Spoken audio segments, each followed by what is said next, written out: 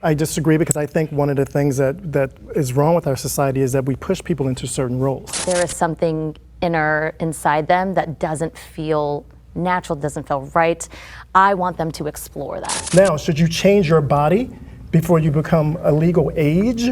I don't know about that. I don't have a child. I'm not dealing with that in my household. God made you a girl, and that's a girl, and you're going to be a girl, and that's what it's going to be. And if there's something dissettling about that, that's what we need to talk about. It's called science, and I think the further we get away from that, the further we get away from biology and we start coming up with all of these ideas, the further we're getting away from our nature. I disagree. Yeah, I totally disagree. I totally disagree.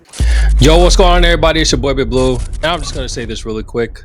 This is gonna be from JUBILEE. I've been waiting to do this for a very long time. I tried to do a live stream with a JUBILEE video, and it seemed like YouTube was not having that. So if you guys have any connection with JUBILEE, tell them, yo, Big Blue is trying to do reactions to your video. If you could please put them on like the whitelist or something like that. But let's get this into this one. This is gonna be interesting. It says, I spy on my kids' phones.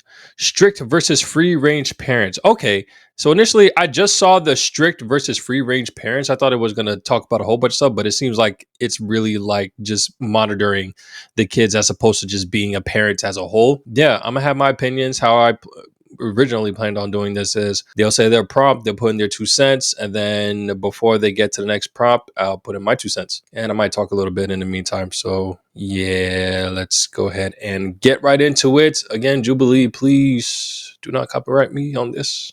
I'm begging you. All right, y'all, let's go ahead and get right into this ASAP. Yo, what's going on, everybody? The time is nigh. We're getting so much closer to getting to 1,000 subs, and as promised, we're going to be doing a giveaway. 2 people are going to get a chance to win $25 gift cards to Amazon. All you have to do is just hit that like button, press that subscribe button if you aren't already subscribed, go down to the description where you're going to find the link to enter for the giveaway. And once I hit 1,000 subs, I'm going to go ahead and do a live. I'll let you guys know ahead of time. We're going to do this, and as I mentioned before, the more that the channel grows, the more that these giveaways are just going to increase. So y'all stick around and y'all go ahead and watch these videos. Let's get this thing up. Let's go ahead and get back to the video. Very disappointed if she chose not to be a mother. But if she came to me and said, I've decided I'm not going to have any children, I'm going to look at her and I'm going to say, you can make the decisions you're going to make in your life. I have raised you to be an independent person capable of making your own decisions. I am grossly disappointed that you've come to that conclusion because I don't think you're going to find happiness there. I don't know how safe it is to be like, you'd be disappointed if she didn't follow through with what you had wanted for her. Welcome back to Middle Ground. My name is John, and I am a dad. And so I'm looking forward to moderating today's discussion between... Also, I am a dad. I have a very blended family. I have an 18-year-old. I have a 4-year-old who is a foster child. Hopefully being able to adopt him soon. We'll see how that goes, God willing. And I have an almost 2-year-old girl. Whew, what a mix. So, and I just got married 5 years ago, mind you. So it's a very weird situation I'm in. It's not your normal way of parenting. So we kind of just try to figure things out along the way. We get whatever advice that we can from other people. But for the most part, people that are our age and even people that are older than us, they haven't dealt with teenagers yet. So they're not even in that realm to really give much advice. So, you know, yeah, so this is going to be interesting. Let's check it out. Strict parents and free range parents. I've secretly... She was a strict parent? I thought she was a free range parent. Okay. Checked my kid's phone. Will the agreeers step forward? And I think I'm going to say my piece first because I definitely don't want to forget. Oh, yeah. And it doesn't become a secret because they are aware at one point in time. I'm going to check just because I know how I am as a human, just the same. Like if I can get away with something, perhaps I may just do that said thing. So I just want to be mindful, and I don't know what they're exposed to. I think we know that society is the way that it is, and I don't want them to fall into some sort of circumstance because I didn't monitor what I needed to look at within their phone or because you don't know what people are saying to them in addition to what they're saying out. And I just want to be raw and unfiltered, what's really going on, and then we'll have a conversation. But do I check it in frequency without them being aware? No, but there have been instances where I'm like, you know, I just want to know what's going on. How old are your kids? They're 9 and they're 13. They're 9 and 13? Yes, and they're both boys. And they're both boys. They both have a phone? They both have a phone, they do. And I think the instance is, well, I'm certain of it. The decision to get them a phone was, there's a lot of fighting in school, and fighting to not just, I don't agree with you, guns. And I couldn't always be sure that the school, because I work in a school, so I know the length of time it takes to process and connect with the parents. There's been instances where there's been a gun brought on school, or children, like somebody has broken into the school, and it's 3 or 4 hours later from the circumstance. What could have happened in that time that my kids didn't communicate with me because I was not aware? So they have a phone because of that. We handed our kids phones and said, this is ours, and we will check it. And it's a safety measure. It's what are you looking at? You are handing them a supercomputer. It's devastating. It's scary. Like, you have no idea. So we have, what are your kids' I have an ages? 18-year-old, a 16-year-old, and a 13-year-old. She'll be 14 soon. And so for my oldest, when he was 16, he actually went through this like really terrible season of depression. And so his phone was being checked daily to make sure that he was okay, that he was kept safe, and that we knew where his head was at, because that was like safety. And then as he got better and was coming out of that season, it just got less and less. One, it honestly makes me very anxious to check his phone because you don't know what you're gonna find. My middle kiddo, he's very private, and he does not want his phone checked. And so we say, don't give us a reason to check it. Like, it's fine. And one of the things that we will do is we'll sit like all together on the couch and kind of scroll TikTok together, so I can see like what's your algorithm feeding you. And then my daughter, she has something on her phone that alerts us if there's bullying, profanity, just any sort of things. Like, it'll send us an alert saying, hey, some good your daughter's moderation. phone has like this text message on it, and it actually screenshots it for us and lets us go through it. And then it says like, here's helpful ways to have a conversation about bullying on the internet and stuff like that. So really and truly, ours is just like, it's a safety precaution, and we have needed to use it. And then as our kids have gotten older, like our 18-year-old, we were kind of like, we're not going to check it unless you give us cause, like unless we have to. At what age did you decide to give your kids a phone? So we had friends who gave us great advice, and it was you and your spouse, partner, whatever, want to get a hold of your student or your child 3 times separately. So once you hit that, you're like, oh shoot, I wish I could text them. I need to let them know this. 3 times each of you, so 6 times total. It was like, it's time to get a phone. And that really was middle school for us, when they were like catching buses or after school practice, or I need to stay late for tutoring, that kind of thing. That's kind of when we For the sake of found it. communication, just making sure. Yep. Okay, we know we And safety. I think And you're absolutely right. safety. Safety in school is Yeah. really important, to have that kind of communication. And then our daughter got one a little bit younger, but that's because she was in a school that was farther away. She had transportation time, so she was just able to like play games on her iPad. The exposure you can get from the internet, and then I'm like, oh, well, I have to be sure of what's going on with my son, because depression and all those things have to be considered. What was the age you chose? I think my youngest was, 8, and my eldest was 10. Let's bring in our disagreeers. Interesting in regards to that. I definitely had these checks with Bella when she was in high school. Well, she's still in high school, but early on in high school, just to monitor the behaviors. And again, I was a teenager not that long ago.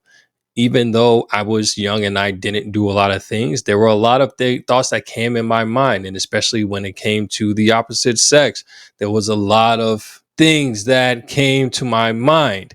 And remembering those things, I now know, okay, now she has a device, and considering how she was not very private, but, kept to her room a lot, I didn't give her much, of that idea of, oh, your door has to be open all the time and stuff like that. Like, we gave her privacy because that's what she was used to when she came to us. And we just kind of left it at that. She didn't give us no problems, but I do know that boys can be very manipulative, and being, anxious and, wanting to be curious and a lot of stuff. Females can also be manipulated. So I wanted to see exactly what was going on, conversations that was being had and whatnot. And because of past situations, I'm just like, all right, let's go ahead and figure out exactly what's going on, see what the situation is. So occasionally, and I let her know when I was going to check the phone. I would tell her, let me see the phone, went through her text and stuff like that. And then that was it. I preferred the way that this lady with the white blouse, or the white button up, or y'all know what I'm talking about, the blue button up, is saying how she had the technology to be able to get notifications when certain words, like trigger words or sites, were being pulled up and stuff like that. I think that's very useful. I mean, in this day and age, I just don't like technology. And just like the first lady, there's a lot of information that comes to students, that comes to your kids. And the more that they're on the phone, the more that they get attached to the phone, the more that everything that's on the phone is going to be more true to them than what you tell them.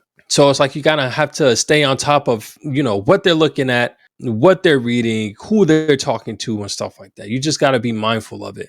I think that's where a lot of issues come with schools nowadays, when kids, middle school, elementary school, they all have phones, and it's like, okay, well, whoever's messaging them, whatever they're seeing on the phone, that's what they see, and parents aren't monitoring them.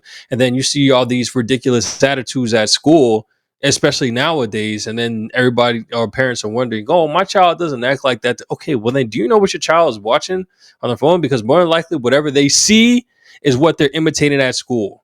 And I know this because whatever I saw when I was younger, I imitated while I was at school, not while I was at home, because I was going to get my butt whooped. Who want to get their butt whooped? So yeah, interesting. Let's go ahead and get back into it. I got my daughter, she's 29, the oldest one. She got a phone when she was about 7 or 8 because we lived in Manhattan during 9/11. And she didn't have a phone, and she was in grade school. And we couldn't get to her. The towers are coming down, we're trying to get to her, and I was like, that'll never happen again. So we got her a phone, and we had this rule that don't make me have to check it. If I have to check it, then there's gonna be consequences. But when I hear you guys talking about that, every kid who came over to my house had a way to get around what you guys are talking about. Yeah. And if they didn't, their friend did. So I think building that trust with your child that, don't make, like, I was that parent of, I want you to have privacy, but I will take the door off the hinges if I think something's going on. I would say if you've given your kid a phone at 8 years old or 10 years old, you're not a strict parent because you do not have control. If you think you have control, you don't have control. You have 8 kids, right? I have 8 kids. My oldest is 14. My youngest is turning 2. I'm gonna be getting it in. Do you have any phones? No, not a single phone in the house, because here's the deal. So that sounds strict, right?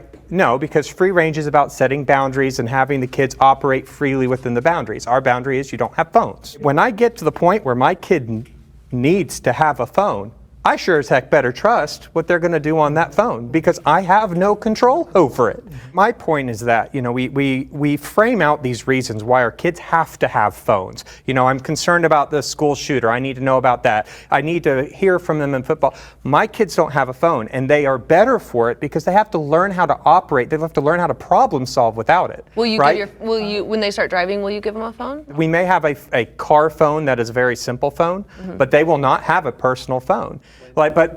Okay, I'm highly confused. He's a free range? This is not the definition of free range that I'm thinking. Like, you know what I mean? This isn't giving me free range vibes, but I don't know, maybe there's something else that I'm still not understanding. When's the age? Driving would be the first time we would even discuss it because of the fact if I get stuck on the side of the road, there are not institutional measures anymore to help that. But everything else, my kid goes on a field trip. I hear this one all the time. My kid goes on a field trip. They need to have their phone. The teacher's got a phone. Yeah. Why the heck does your kid need a phone? I think it's just interesting to say, in the event that a thing happens, they could problem solve. There are many instances, especially with CPI or like disciplinary, there are instances to where your problem solving is very limited as a teacher and as a student. And my children, I don't want them to not be equipped or given any sort of option. Mom, I am in a dangerous situation. I cannot navigate this. I need this support. So I have an 11-year-old daughter. She got a phone when she was 9, and we only decided to get a phone because that was the time that we decided that it was time for her to move with her dad and spend some time with her dad. Now, she had tablets and stuff, that one at his house, one at my house, and so my concern was whenever she was at his house, if he took the tablet away from her or if they were out for a long period of time, I couldn't get a hold of her. Raise your hand when we're at the age that you think it's appropriate to have a phone in today's context. So let's start with age 5, age 6, 7. What? 8, 9. Isabel didn't get her phone until she was a sophomore in high school, I want to say. Either a freshman or sophomore in high school. It may have been a freshman. So she was already, let me do the math. She was already 14, I think, at the time. And I didn't get a phone until I was a sophomore in high school. I think it really depends on what you're doing. We don't want situations to be reactive where it's like, okay, this event happened, so now we got to have this to make sure it doesn't happen again. We don't want to be reactive by no means. Isabel, she didn't need a phone because literally she was going to school. She got picked up from school. She went home. It was, I mean, you know, if y'all Haitian, y'all know what it is. They call la calle l'église. School, church, and home. So there was really nowhere else that she was going to be at that time. So there wasn't a need for a phone. Because she was getting older, we was like, all right, now you can have a phone, you can talk to your friends or whatever the case may be, which again led to those issues, may lead to those issues that I had mentioned before. But there was also that level of communication when she was doing cheer and having to know where she was going to be at. And, you know, just that communication, if there was a change and who was picking people up and whatnot. So, yeah, but as far as like middle school, nah, bro. 10, 11, 12, I know. 13, 14, 15. We can jump up to 16. And 16. Okay, so that was our range. Boys should be raised differently than girls. Agree or step forward? Before having both, you know, a girl and two girls and a boy, I might have said something differently. There's just a different way you have to teach. You know, look, don't get me wrong. I empower my young women just as much as I empower my young man. But there are certain things I have to talk to my son about that I don't have to talk to my daughters about. And there are certain things I have to talk to my daughters about that I don't have to talk to my son about. When we were adopting, you say what you want to adopt. And so we said we wanted to adopt a little girl because we knew that an adopted child coming into our home was going to be treated differently already, just with like some tenderness and some different things. Not that we're not tender to our biological children, but we said we would adopt a little girl versus a little boy because we already knew there was going to be some differences in how we would parent a biological daughter and our Do you sons. have girls and boys? I have two older sons and the little girl. Do you feel like you're more strict with the boys than the girl? No, actually, I'm stricter with my daughter. I have two boys, so my question was going to be those of you that have girls, what would you say the difference is in the actual parenting style? Parenting her heart is different than parenting my sons and their hearts in a sense, but my daughter's also the most strong-willed person I've ever met in my entire life. Often when I hear the dynamic between a mom and a son, like the mom is kind of, she babies the son or she enables him a lot more than the girls. Since I don't have that point of reference, I'm like, I don't know. I talked to my son last night and I was telling him, the one that had to send away to Louisiana to be with his father, I said, you are going to be a father one day. You're going to have to raise your children. You're going to have to be a leader. And I was telling him like all these things like, wow, Mom, I never thought about that. And that's why I was like, that's why I sent you away, because you have to teach boys and you have to train them differently than girls because they're mostly in the, I know it's different. That is interesting that she said that. She sent her son to her dad so that he can learn to be a man. I mean, of course, there's probably some other reasons as well as to why, why she had to send him with the dad. But the fact that she said that is very different. Most parents would not, most female parents, I would think, would not do. That's something I've never heard before. And that's a very good point. Even though you're divorced, you still want your son to know, to be taught the means of being a man. And I guess if you really trust his father that much on how to be a man, maybe there was just issues with the relationship, but outside of that, he was still a good man. That's very powerful to allow your son to go to him so that he can learn the man aspects now that he's getting older. Very interesting. Different now with families and genders and stuff, but most boys are the leaders of the house. So that's why I was telling him last night, you have to be different, you have to be stronger, you know. I get that. Well, you have individual parenting. So I have 8 children, That's what I was 6 gonna boys, ask, yeah. 2 girls. So I've got the whole spectrum, right? And so my oldest son is very different than some of my other sons, right? So he's very rambunctious and he's at odds with his mom all the time, and he has been since he was a child. The second son I have, who's right behind him, is very quiet and soft-spoken and friendly, and he loves his mom. And then I have the terminally cute son who never does anything wrong, but he's a mischievous kid. But they're all boys, and there's something about all of them, all 6 of the boys, which is they're all kind of action-driven, right? And then I have my 2 daughters who are also opposite sides. I have my older daughter who's very quiet and composed, and if you make her angry, she's going to go hide away in her room until she kind of sorts it all out. And then my youngest daughter, who is just a fireball. And so, you make her angry, she's going to say something right back to you. But both of them are relationship oriented. And I'm a bit old-fashioned. I'm a lot old-fashioned, but I believe that, for the most part, men are made to be action-driven and women are made to be relationship-driven, and that it's understanding that makes us effective, right? And utilizing those strengths and weaknesses. But that comes across in parenting because, I may spank this child 3 times today, the boy 3 times today. I don't have to spank the girl, right? Because she's much more concerned about the relationship with me.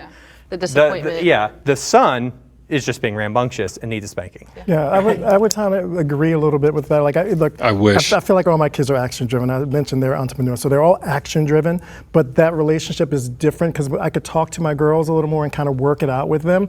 With my son, like I said, he got spankings a little later because he was a little more like that testosterone was like, and so I had to be a little more sometimes hands on or just kind of like, look, you're not going to disrespect me. Versus my girls, I could sit down and talk to them, and they kind of, my oldest one back, but kind of like get it, like, okay, Dad, I see where you're coming from. But I think if you over-discipline a girl, what you run into is a girl who feels very low self-esteem. It impacts them a whole bunch more. And especially as you get into teenage years with them, I mean, how many teenage girl problems are related to the fact that they've got these bad relationships? Which is interesting too, because we've switched our parenting just as we are coming across hard times, or like struggles, I should say, and where her father actually will have those conversations with her more, because it's better to have her dad telling her, this is what we're doing, this is where we're going, this is where I'm trying to teach you. Whereas her and I, both emotionally driven, both kind of like, I'm arguing, she's not a toddler, but it feels like I'm arguing with a toddler, and we're both like, ah!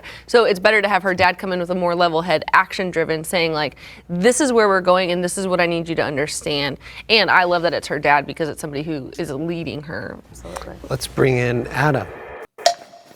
Okay, so coming from a Haitian household, it was very, very different. There's a clear difference between, and not in a way that they mentioned it. So the way that it was in Haitian households, like kind of like the guy with the glasses, the one with the 8 kids, he says that, he has a lot of kids. He treats them all individually. He has to do different things with each of them, which is true. You do have to treat each kid individually by who they are, how they behave, and such. I think where things become different between boy versus girl is just the small basic things. I know for certain, like when it comes to Marley, she's a firecracker. If anything, she has boyish tendencies, if anything. And when it comes to Eden, he's like, I can say a couple of words to him with a little bit of bass in my voice, and he'll normally calm down. But then again, Marley's still 2. So we'll see how that goes when she's 4. Okay, so back what I was saying when it comes to being Haitian. Growing up in Haitian households, is always the boys are usually allowed to do whatever they want, whenever they want. The girls are not allowed to do such. They have to be able to cook. They have to be able to clean. They're not allowed to wear XYZ. They're not allowed to do XYZ. And especially when they and the thing that always is the case is that the girls are never allowed to go out. They're never allowed to go out. The boys, they can go out, they can come back, do whatever they want. But the girls, nah, you weren't allowed to go out. Why? Because if you go out and there's no supervision, there's a chance that you can come back pregnant. That's my reasoning. I haven't been given a reason as to why they don't allow the girls to go out, but to me, that's the only thing that makes sense, because girls are the bearers of children. They're more they hold more value as in terms of protection. Men, boys, you don't need to protect them because they're, in the most case, they're just boys. They'll figure it out. If there's a problem, they'll solve the problem. They'll get through it and stuff like that. But when it comes to females, this is the idea. When it comes to females, there has to be that protection. They're vulnerable. They could be taken advantage of. And situations may come where, again, the whole manipulation type stuff can happen. And then they may come back in your house and they may end up pregnant. So what's the solution? They don't go anywhere. That's my understanding of it. I could be wrong. If you're Haitian and you're in the comments, let me know otherwise. But outside of that, yeah, that's what I'm gonna go with. Let's see what the gentleman has to say. You know, if there's 4 things that I can teach my kids, it's going to teach them, like the 4 most important things that I can teach my kids is that I love them, I want them to do hard things, I want them to be accountable, and I want them to be kind. And I want that for all of them. And if there's any difference in my parenting towards my daughters or my sons, it's strictly personality. It's what their different personalities are. Because my little girl, she's tough. She's rough. Like she's in a lot of ways like a little boy, like just rough and tumble. Bro, and tough I was just saying that. So I adjust strategy to her personality, but it doesn't change how I parent her because of her gender. Right. Now, ironically, I feel differently about my girls and my boys. Girls is just a soft spot in my heart, so I have to kind of fight against that, right, at least in terms of my strategy with them. Like I have to put that aside so I don't go easy on them, because at the end of the day, my goal is to prepare my kids for the world. And that's girls and boys, and the world is going to be rough on them. And so it's getting them in fighting shape and trying to teach them what I think are the most valuable principles, and it's equal for all of them. So I don't feel like I look at them. Do you believe that girls and that men and women have a different place, a different end in society, or do you think that you're level setting them to be equals? What do you mean, I guess? Well, so like, when I look at my daughters, right, again, old fashioned, I'm not afraid to tell my daughter, oh, I want you to grow up and get married and have a family. I do believe that that is the role that was set aside for you. I think the roles are different from, should boys be raised differently than girls? That requires a deep level of terminology that I honestly do not know. So let's keep going. Right? I'm not going to look at my daughter and say, yes, go girl, go be a CEO of a company, and that's not because they shouldn't be, but it's again, what I talked about at the beginning, which was the role of roles, right? The role that a man plays and the role based off the gifts and the talents that they bring. So I'm curious, you say that you raise them the same, right? Are you raising them to achieve the same things, or do you think that there will be a natural divide there? I'm raising them to achieve the same thing, in that I want them to go out and do what they want to do with their lives. That's what I'm raising them to do. Now, I happen to think my girls are going to be far happier as mothers than they are as a CEO or anything else. I'm far happier as a father than in anything else I do. So I teach them those things of what I think is like most valuable in life, which I do think the traditional family to me is the the place you're going to find the most happiness and fulfillment in your life. So I teach that. Like, I'm like, hey, being a mother is the most badass thing that you can be. But I want her to go out and kick ass. I want her to go out and be strong. I don't want her to go out and be like racing into motherhood. I'd rather she get out there and like figure out who she is and what she really likes, and hopefully she carries those teachings, because I think ultimately she'll be happier as a mother than she will as anything else. Do you think, because you want her to be a mother, and perhaps with your sons you want them to be a father, that there are different skills and characteristics for each of those roles, and maybe with the respect of that you may need to parent her with that consideration, but it's like how much of what you want for them is what's necessary for the tools that they need as a comprehensive woman?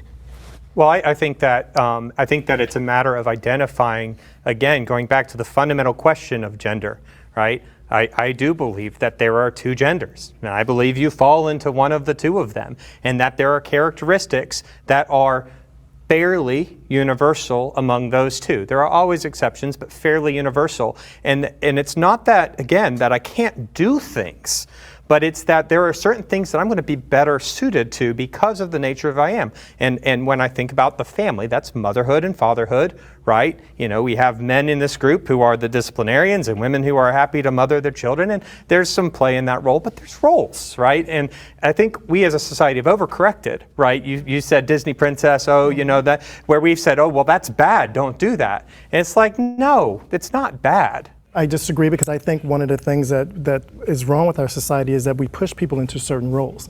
I feel like when I raise my daughters and my son, I'm raising them to go after If they decide to get married, if they decide to have kids, that's something they're going to make in their life. But there's this role and that role, I stay away from that totally, because I just don't agree. I think it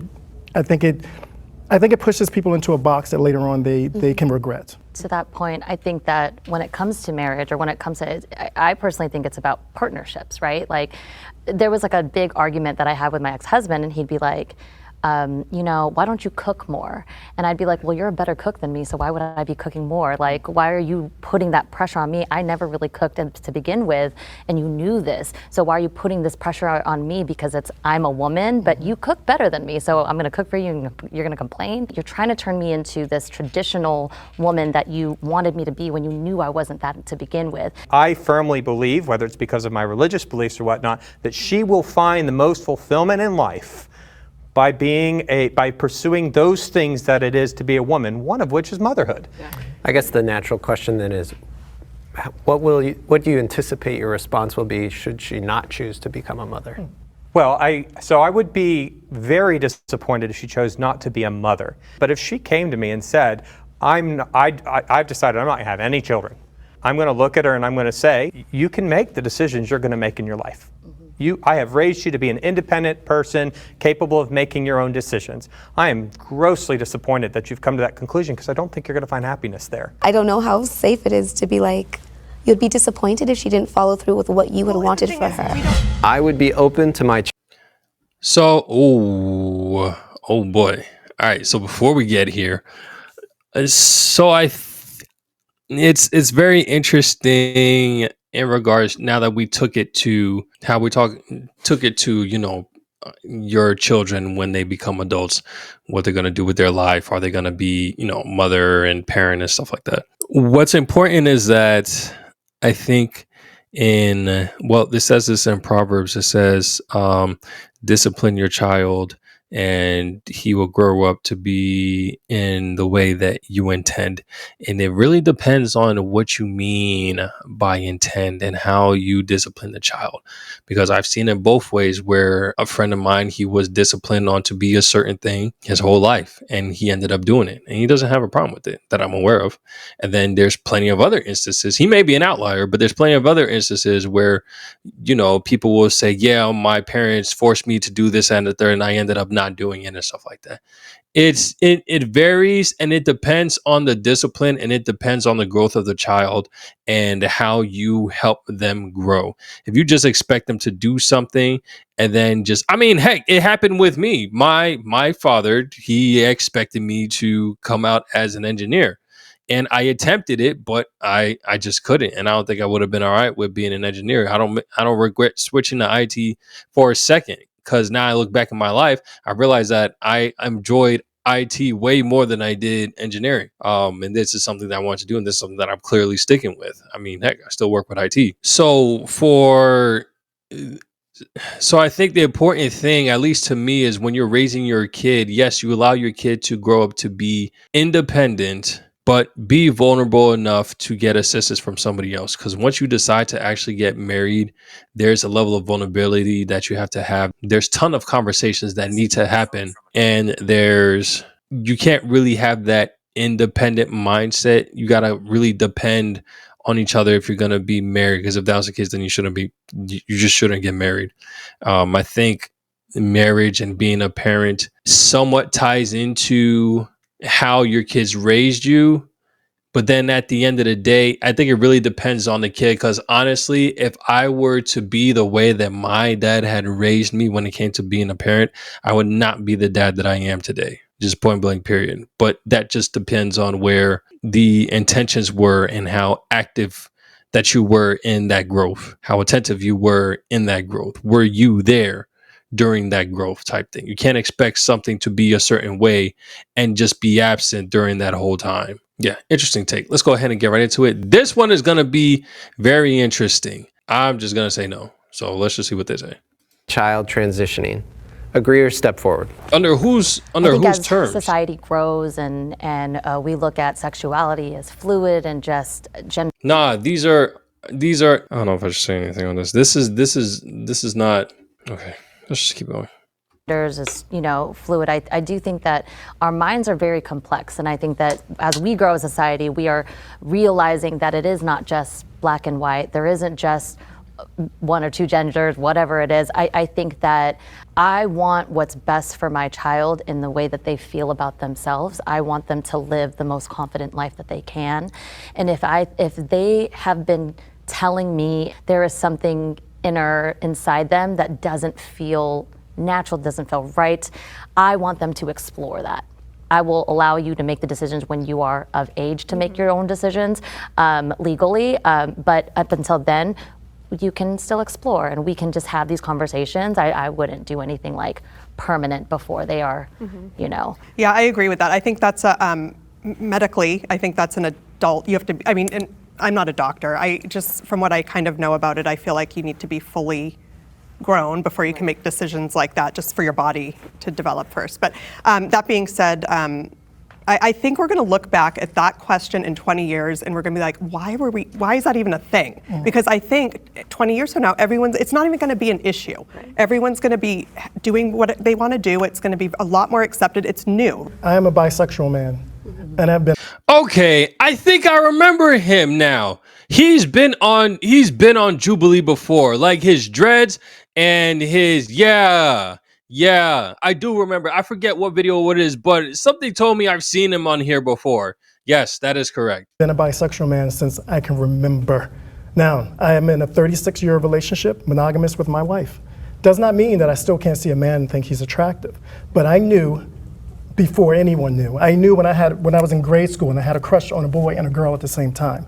So no one can tell me that, you know, and I was raised in a very religious family. For too long, I shamed myself and thought there was something wrong with me because of something else, that the way I was just born. And for someone to tell me that I didn't know what I was feeling when I was a young boy and had to kind of figure it out because of shaming, no one should be put through that. Now, should you change your body before you become a legal age? I don't know about that. I don't have a child. I'm not dealing with that in my household. But I know if you feel something and you know something, no one can tell you what you're feeling inside. That's, I don't think, and that's an affirmation because I don't think any of them understood the prompt. I would be open to my child transitioning. They all said no, you have to be of legal age, which is 18. At that point, they're adult. Well, I'm assuming 18, but even then, 18, you're not fully developed yet in some cases. But anyways, so when they mentioned that, all of them said no. They're open to the idea of them, you know, frolicking on the idea of whatever that they have going on. But that's not open to the idea I would be open to my child transitioning. That's not. No, it's during the time of them being your child that they transition. So they're technically shouldn't even be up here. Okay. I would start by saying I think transitioning and this might be an ignorant take on me, and I just want to like say that first. But I think that same-sex attraction and transitioning are separate in my parenting role. If my kid came to me and said they wanted to transition, I would be devastated. I would be really sad. Again, grieving the future. Again, just wanting to make who I thought they were. Yes, but that to me also comes along. And I'm a very religious and relationally driven person. My faith is very important to me. But that also doesn't. That's not where I'm coming from with it. It's just a thought process of like, let's get into counseling. Let's see what's going on. Let's talk this out. And then again, the whole transitioning before you're a grown up, I think is just not what we need to be doing. But my heart is saying like, I want to love my child well, and I think that if that was a conversation that was coming up, separate of same-sex attraction or anything like that, it would be a conversation with a counselor. Yeah, I want to bring a similar distinction, right? So when you talk about transition, right, physically changing your body, what I'm concerned with anytime I hear that is that somebody is fundamentally rejecting their physical self. And I don't think that's right. And not just because I'm religious, but because I think that our efforts, specifically within the context of parenting, should always be to help our child understand that this is the body that you have, right? And then there are places in this world where we say, well, absolutely, right? If you were born without a leg, you know, I can't make you feel good about the fact you don't have a leg, right? I need you to accept the fact that you don't have a leg. When it comes to transition, I'm strong opposition to that because I just think fundamentally ingrained in there is rejecting yourself. I'm going to, again, teach my children that, you know, God made you a girl, and that's a girl, and you're going to be a girl, and that's what it's going to be. And if there's something dissettling about that, that's what we need to talk about. What about if your daughter said, I want to get a breast augmentation. I want to change my body that way. That doesn't change her recognizing herself as a female. But that doesn't violate what you said earlier about like, the body that you have. It does, and that's the second piece of it, which is where we'd have a different conversation on why are you dissatisfied with who you are? Who is telling you why are you having are that not a rejection? good person just the way you are? What's fed that in your mind? So I think it's interesting that all of us are here as parents and we're saying, hey, we know that it's healthy. I think we've all agreed on this, to give our kids a framework for how they're going to be most successful in life and how they're going to be happy. I think God or nature or whatever you want has given us that same framework. And I think the further we get away from, it's called science, and I think the further we get away from that, the further we get away from biology and we start coming up with all of these ideas, the further we're getting away from our nature, and then I'm more unhappy. And He's not happy. Guy with the dreads, he's not happy with the answer. I don't think he's big on faith. I don't think he's big on God. Because the thing with, all right, let me wait till they're done. disconnected we are from who we really are. You're encouraging something that's destructive to them ultimately. And because it's getting them further and further away from that framework that I think all of us can look around and see, hey, there is a system that is going on that we're all involved in. And the closer we pay attention to that and orient our lives to that, the happier, more fulfilled all of us seem. But it's I disagree. Yeah, I totally do too. disagree. I totally disagree.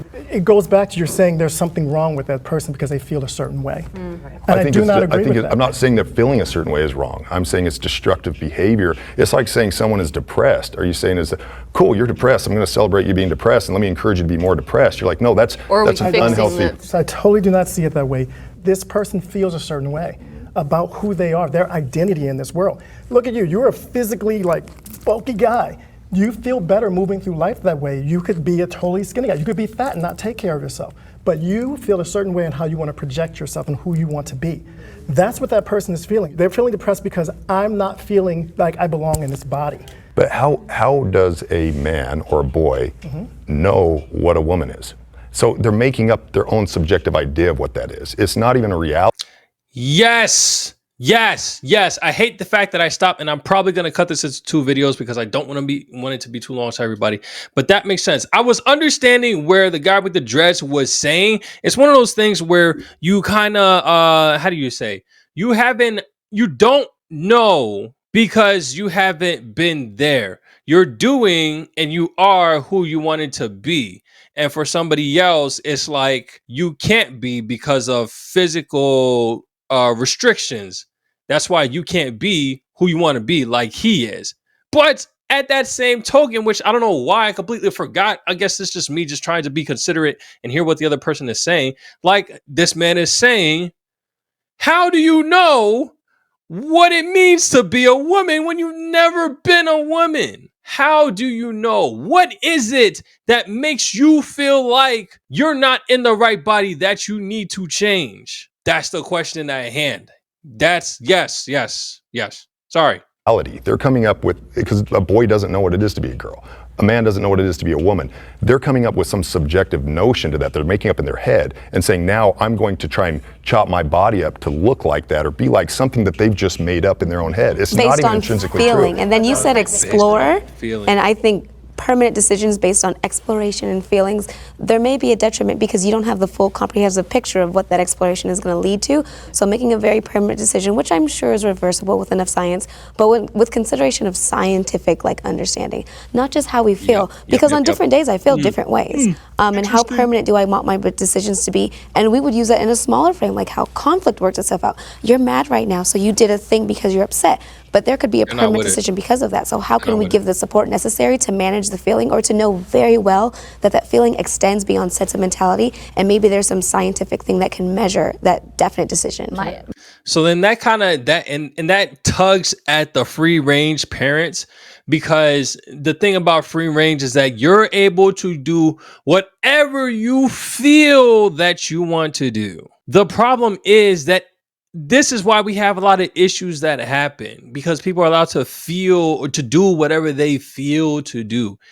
You guys have absolutely no clue. There's a part, and this is for everybody that, that watches, that actually knows me personally.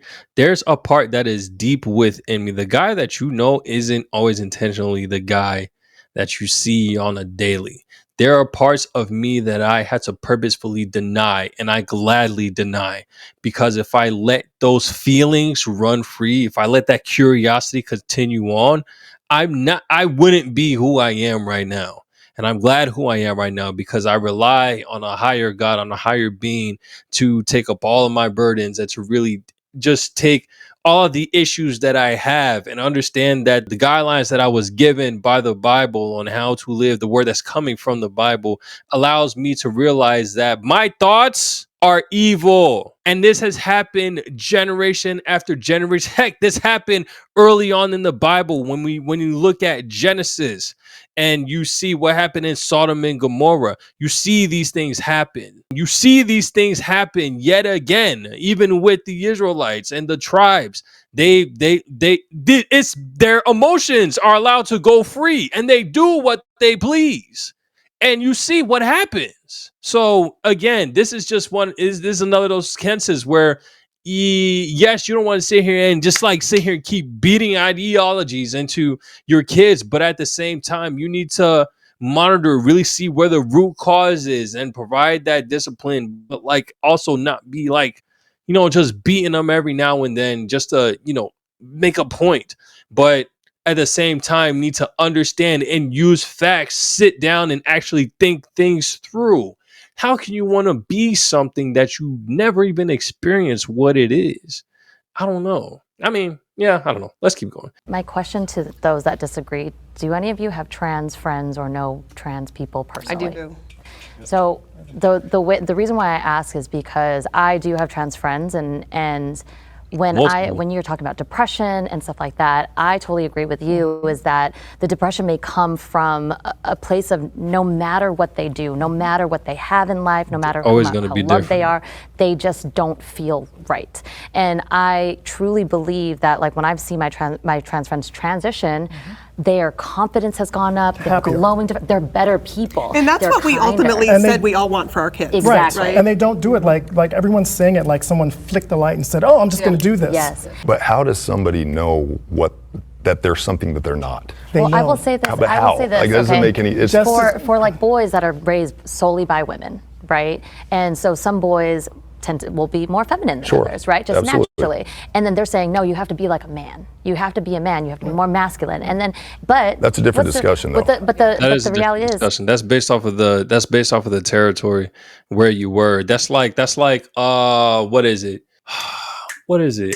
Jungle Book. Just like Jungle Book, you have a boy that was raised by a pack of wolves, and he thinks that he's a wolf, and then he finds out that he's not a wolf. Is kind of the same thing. Of course, Jungle Book isn't real, or that I'm aware of, but the idea behind it is kind of the same, and that's a completely different topic.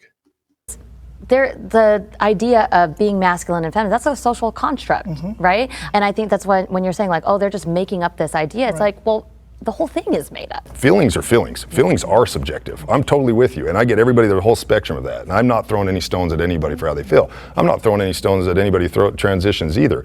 I'm trying to do what I think is healthiest for people. For a little 13-year-old girl like me, starting my period, you know how scary that is. You don't want to talk about it. It's like, it's weird, right? So you don't know who to talk to. You don't know if you talk to your mom or not. For a little boy to come to me at 13 years old and say, hey, I want to be a woman, I would be like, look, I started my period at 13.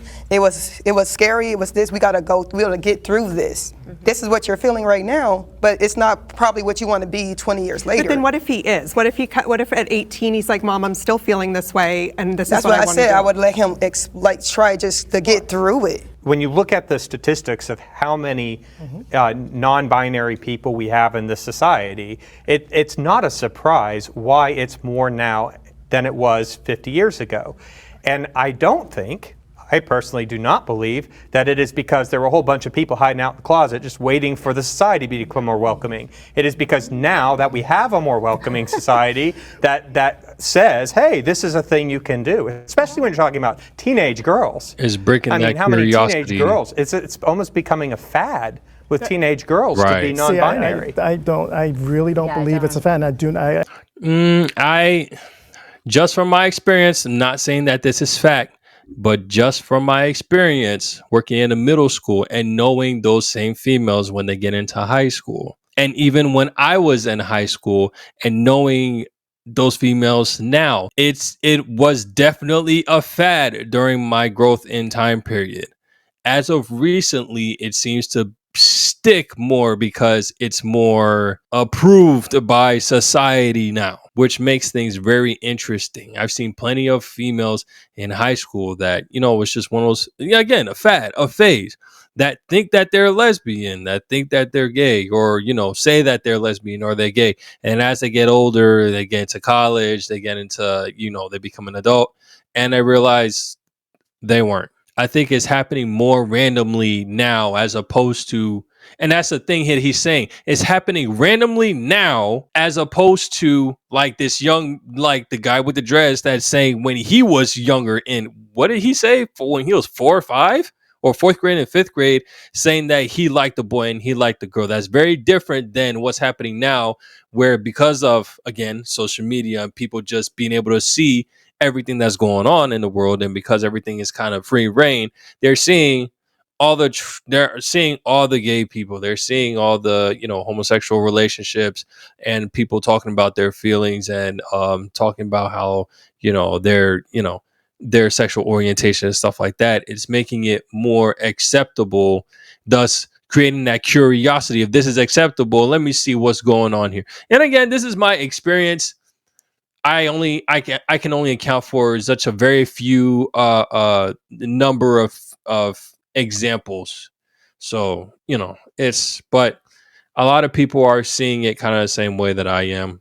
Not saying that it's right per se, but at the end of the day, again, I still would not be okay with it. I would definitely try the avenue of trying to figure out exactly what's going on. And if they still feel like this by the time they're 18, what can you do? I disagree with you that it wasn't there 50 years ago. Yeah, it was. It's just that we didn't live in a society that was okay to think talk about about. it. Like, what a blessing now that we can have it. That and you can make your decisions. You know, the kids or whoever can, like I said, can come. I don't and think be it's themselves. a society telling them. I think it's people being in the closet because they're families. I disagree. Or do you think that there are different theoretical, there are different theories on exposure and environment? If you've been exposed to something, and especially in a young, impressionable age, there can be a level of exposure that can direct. Because that's exactly why we should be monitoring our kids' devices and what they're watching, what they're seeing, because you are opening up a world that they might not know of, so you're exposing them to something that's like, oh, maybe I do feel this way. I guess if you're. And it's very impressionable when you're young and you have emotions. It's very easy to think, oh, because I did this, that must mean that I'm this. Your son came up and said, I want to, identify as a woman, I want to move forward with living that lifestyle. I guess, how would you react to that? I would do everything I could to dissuade them from that. I would make sure that through that whole process that it would never change how much I loved them. I think people should be allowed to do what they want to do. I believe that. My issue is not that. My issue are these groups and these parts of culture that are encouraging that and promoting it. I think it's obvious that that's happening right now. I don't think there's a balance between you're saying no, there all been these people hiding and pretending they're not that because society kept them that way. You're saying no, they weren't there, it's being created. And I think there's something in the middle right now. What I have a problem with is people that are promoting things that I think are disorders. I don't have a problem with any of us having disorders. We all have it. I actually think it gives us diversity. I think it makes the world a more beautiful place. And the fact that we're all messy and imperfect is actually a really good, healthy thing. But if you started promoting, for example, the disorder of we shouldn't have kids anymore, that would be a disorder. Our species is going to be completely wiped out. Anybody promoting that, I think, is bad. I've spanked my child. Woo! Great topic. Yes, I love it. I love it. Let's go ahead and wait till the end. Actually, this is what I'm going to do. I'm going to make this a 2-part episode. Hopefully, once again, I don't get copywritten for this, but very interesting. Yo, I love this. This is great. I definitely have a list of JUBILEE videos that I want to do. So hopefully, even though I wasn't able to live stream, I'm at least able to post these and, get everybody's opinion. I want to hear everybody's opinion. Let me know what you think. Let me know where your stance are in certain stuff. I just want to know what you guys think around the world. Please, guys, like this video, share it. If you're new to the channel, go ahead and subscribe. And in order to get notification when the next video drops, go ahead and hit that bell. I definitely love doing this. Let's go ahead and keep it going. So I'm going to catch y'all later on the next one. Y'all take it easy. Peace.